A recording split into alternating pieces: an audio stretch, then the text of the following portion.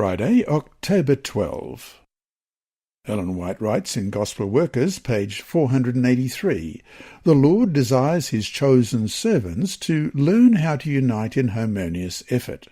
It may seem to some that the contrast between their gifts and the gifts of a fellow labourer is too great to allow them to unite in harmonious effort. But when they remember that there are varied minds to be reached, and that some will reject the truth as it is presented by one labourer, only to open their hearts to God's truth as it is presented in a different manner by another labourer, they will hopefully endeavour to labour together in unity. Their talents, however diverse, may all be under the control of the same Spirit.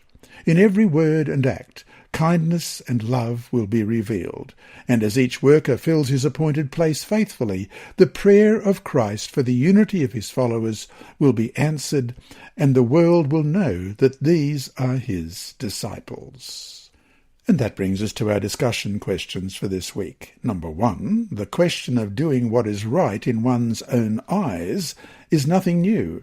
Postmodernism, which challenges the idea of any one central or overarching intellectual or moral authority, could potentially pave the way for the kind of moral anarchy that the Bible warns about. How do we as Christians, and as a church as a whole, confront this kind of challenge? 2, reflect on the story of King Rehoboam that we read earlier this week and the division of Israel. What lessons are there for us today? 3, what can church leaders and members do to help prevent strife and cliques in our local church? How important is it to stop these issues before they grow and fester? How can we as church members be careful not to fall into the trap that some did in Corinth?